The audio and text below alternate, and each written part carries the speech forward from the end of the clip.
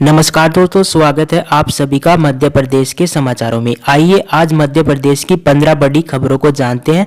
तो फटाफट से कमेंट बॉक्स में ये जरूर बताइए कि आप मध्य प्रदेश के किस जिले में रहते हैं और साथ ही आपके मन में कोई सवाल है तो आप हमें कमेंट बॉक्स में जरूर बताइए तथा इस वीडियो को एक प्यारा सा लाइक जरूर कीजिए तथा इस चैनल को सब्सक्राइब कीजिए और बेल आइकन के नोटिफिकेशन को ऑन कर लीजिए।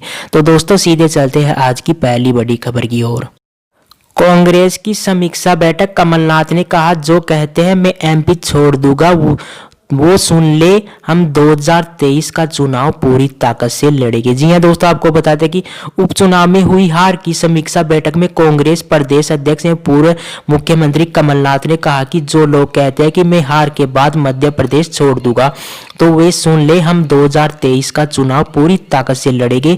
नगरीय निकाय और पंचायत चुनाव नजदीक है जिसमें पूरी तैयारी के साथ जनता के बीच जाएंगे। उन्होंने आगे कहा, मैंने 1 मई 2018 को जब प्रदेश कांग्रेस अध्यक्ष का पदभार संभाला था, मेरे सामने संगठन को मजबूत करने के लिए चुनौती थी, सामने चुनाव थे। कमलनाथ ने कहा कि 15 साल से प्रदेश में कांग्रेस की सरकार नहीं थी। कांग्रेस का झंडा हाथ में थामे रखने वाले हाथ में लेकर चल रहा कांग्रेस का कार्यकर्ता आशा कर रहा था कि प्रदेश में कांग्रेस की सरकार आए। मुझे सरकार में काम करने के लिए केवल 11 माह का वक्त मिला। इस दौरान मैंने कई चुनौतियों का सामना करना पड़ा।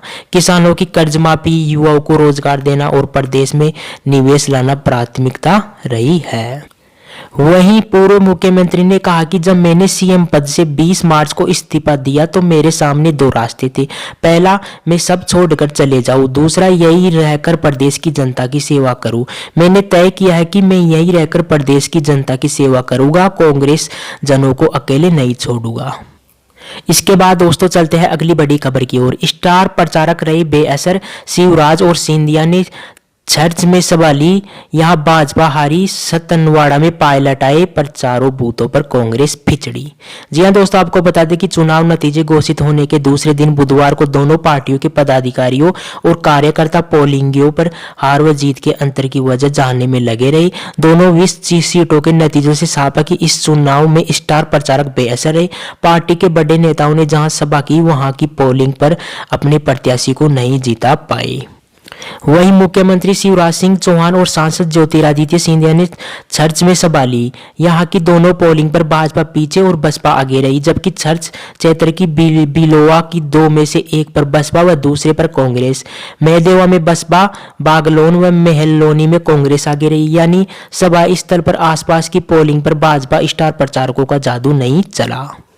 इसके बाद दोस्तों चलते हैं अगली बड़ी खबर की ओर। भोपाल में दिव्यांग से दुष्कर्म। जी हां दोस्तों, आपको बता दें कि अस्पताल कर्मचारी ने सरकारी जीप से लड़की को अगवा किया, फिर गूंगी बहरी होने का फायदा उठाकर उससे रेप किया। जी हां दोस्तों, आपको बता दें कि भोपाल में 19 साल की दिव्यांग लड़की से दुष्कर्म किए जाने का मामला सामने आया है। लड़की बोल और सुन नहीं पाती है। आरोपी एक सरकारी अस्पताल में ड्राइवर है और उसने सरकारी जीप से ही लड़की को अगवा किया था। दुष्कर्म के बाद वह आरोपी पीड़िता को हनुमानगंज इलाके में छोड़कर भागने की कोशिश कर रहा था। लड़की ने लोगों की मदद से उसे पकड़वाया और पुलिस के हवाले करवा दिया। इसके बाद दोस्तों चलते हैं अगली बड़ी खबर की ओर। आत्मनिर्भर मध्य प्रदेश, सीएम शिवराज सिंह चौहान ने किया आत्मनिर्भर मध्य प्रदेश रोड मैप 2023 का विमोचन। जी हां दोस्तों, आपको बता दें कि सीएम शिवराज सिंह चौहान ने भोपाल में वर्ष 2023 तक मध्य प्रदेश को आत्मनिर्भर बनाने के लिए रोड मैप का विमोचन किया है। इस रोड मैप में मध्य प्रदेश में रोजगार, अर्थव्यवस्था, सुशासन, अधोसंरचना, शिक्षा और स्वास्थ्य के लिए कार्य योजना बनाई है। इस पर 2023 तक अगले 3 साल में काम होगा। इसके बाद दोस्तों चलते हैं अगली बड़ी खबर की ओर। इंदौर में दीपावली पर रात 8 से 10 बजे तक ही पटाखे जलाने की अनुमति। जी हां दोस्तों, आपको बता दें कि एनजीटी द्वारा जारी किए गए आदेश के बाद इंदौर जिला प्रशासन ने शहर में दीपावली के त्योहार पर पटाखे जलाने के लिए गाइडलाइन जारी की है। इसके मुताबिक शहर में केवल रात 8 से 10 बजे तक ही पटाखे फोड़ सकेंगे। इसके साथ ही इस दौरान केवल ग्रीन पटाखों को जलाने की अनुमति, अन्य किसी तरह के पटाखे पर शहर में प्रतिबंध लगाया गया है। इसके बाद दोस्तों चलते हैं अगली बड़ी खबर की ओर। मध्य प्रदेश में तीखे हुए ठंड के तेवर, 1-2 दिन बाद हल्की बौछारों की संभावना। जी हां दोस्तों, आपको बता दें कि उत्तर भारत कड़ाके की ठंड की चपेट में है। वहां से आ रही सर्द हवाओं के कारण भोपाल सहित प्रदेश के अधिकांश क्षेत्रों में ठंड बढ़ गई है। हालांकि मौसम विज्ञानियों का कहना है कि शुक्रवार से मौसम के मिजाज में परिवर्तन होगा। उत्तर भारत के पहाड़ों पर जबरदस्त बर्फबारी और बारिश होगी। हवाओं का रुख बदलने से राजधानी सहित प्रदेश के कुछ स्थानों पर बादल छाने लगे कि मौसम विज्ञानियों ने शुक्रवार को उत्तर भारत में एक पश्चिमी विक्षोभ के पहुंचने पर शुक्रवार और शनिवार को रात के तापमान में 1-2 डिग्री तक की बढ़ोतरी होने की संभावना जताई है। साथ ही रविवार और सोमवार को ग्वालियर चंबल संभाग में बरसात भी हो सकती है। पश्चिमी विक्षोभ के गुजर जाने के बाद ठंड के तेवर तीखे हो गए।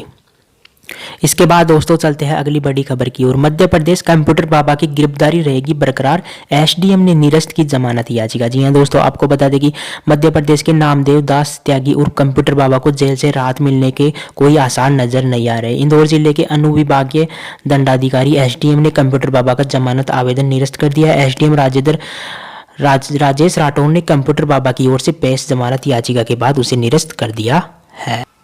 इसके बाद दोस्तों चलते हैं अगली बड़ी खबर की ओर। भोपाल का इकबाल बुलंद हो धनतेरस के दिन जन्मे थे जुड़वा बेटे, तब से हर साल दिवाली मना रहा है मुस्लिम परिवार। जी हां दोस्तों, आपको बता दें कि मध्य प्रदेश के भोपाल में जेल पहाड़ी स्थित जेल परिसर में रहने वाली इकबाल फैमिली की है।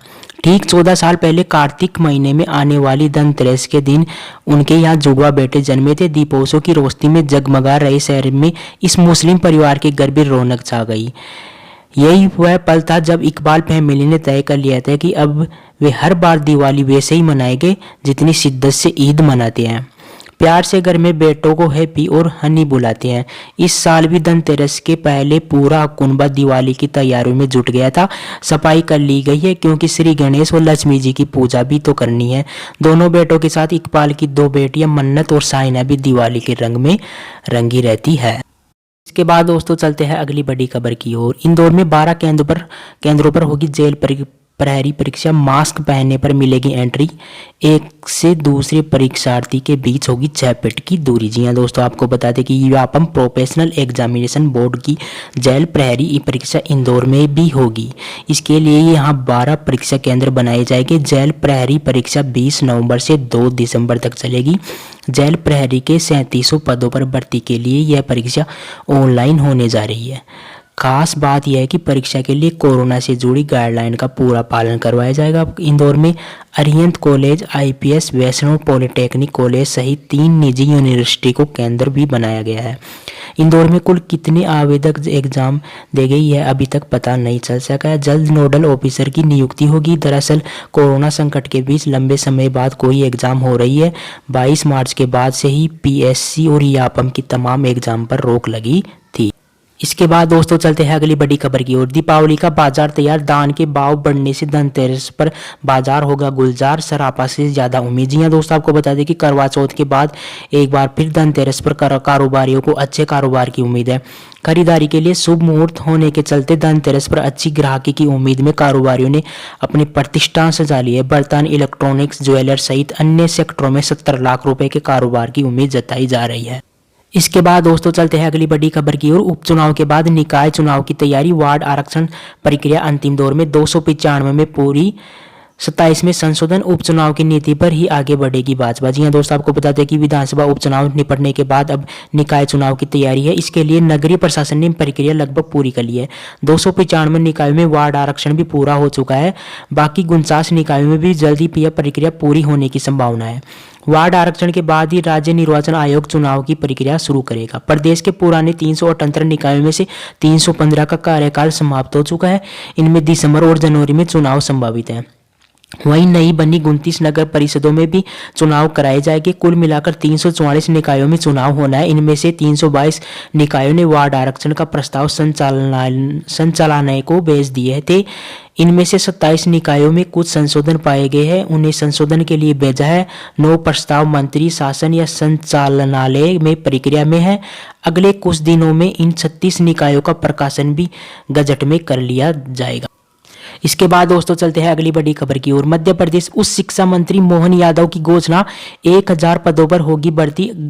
गली गली में खुलने वाले कॉलेजों पर रोक लगेगी। जी हाँ दोस्तों, आपको बता दें कि उस शिक्षा विभाग में शिक्षा के सुधार के लिए अब जल्द ही करीब 1000 पदों पर भर्ती करने जा रही है, जबकि शेष पद पदोन्नति पर भरे जाएगी। इसकी घोषणा गुरुवार को उस शिक्षा मंत्री मोहन यादव ने की। उन्होंने कहा कि हम शिक्षा के स्तर में सुधार के लिए काम कर रहे हैं, सभी छात्रों को एडमिशन मिले और उन्हें शिक्षा के साथ प्रोफेशनल शिक्षा मिले, इसके लिए प्रयास किए जा रहे हैं। इसके बाद दोस्तों चलते हैं अगली बड़ी खबर की ओर। मध्य प्रदेश में बिजली सप्लाई का रिकॉर्ड, पहली बार एक दिन में 2789.55 लाख यूनिट बिजली सप्लाई। पिछले 5 दिनों से 2700 लाख यूनिट अधिक हो रही है बिजली सप्लाई। जी हाँ दोस्तों, आपको बता दें कि मध्य प्रदेश के इतिहास में 10 नवंबर को पहली बार बिजली सप्लाई का नया रिकॉर्ड कायम हुआ है। इस दिन 2789.55 लाख यूनिट बिजली की सप्लाई पूरे प्रदेश में की गई है। प्रदेश में पिछले 5 दिनों में बिजली की सप्लाई लगभग 2700 लाख यूनिट से अधिक हो रही है। एमपी पावर मैनेजमेंट कंपनी के प्रबंध संचालक आकाश त्रिपाठी ने जानकारी दी कि 2 साल पहले 21 नवंबर 2018 को प्रदेश में बिजली की एक दिन की सर्वाधिक सप्लाई 2658.69 लाख यूनिट हुई थी। ऊर्जा मंत्री प्रभुदन सिंह तोमर ने बिजली सप्लाई होने पर प्रसन्नता जताई है। इसके बाद दोस्तों चलते हैं अगली बड़ी खबर की ओर। बात करते हैं कोरोना अपडेट्स की। तो मध्य प्रदेश में 883 कोरोना मरीज मिले हैं, जबकि 691 लोग रिकवर हुए और 13 संक्रमितों की मौत हो गई है पिछले 24 घंटे में। अब तक 1,79,951 लोग संक्रमण की चपेट में आ चुके हैं। इनमें 8,328 मरीजों का इलाज चल रहा है, जबकि 1,68,568 लोग ठीक हो चुके हैं, जबकि संक्रमण के चलते अब तक 3,055 मरीजों की मौत हो चुकी है। इसके बाद दोस्तों चलते हैं अगली बड़ी खबर की ओर। पकड़ा गया हैवान, दुष्कर्म में नाकाम रहा तो गला दबाकर महिला को मार डाला, पड़ोसी ही निकला हत्या का आरोपी। जी हाँ दोस्तों, आपको बता दें कि एक हैवान ने महिला के साथ दुष्कर्म का प्रयास किया। महिला ने विरोध किया तो आरोपी कृपाल लोधी ने गला दबाकर उसकी हत्या कर दी। हत्या के बाद घबराकर भागा आरोपी घटनास्थल पर अपनी सोल छोड़ गया। घटना के दिन से लापता आरोपी की पुलिस ने तलाश की और मंगलवार को गिरफ्तार कर लिया है।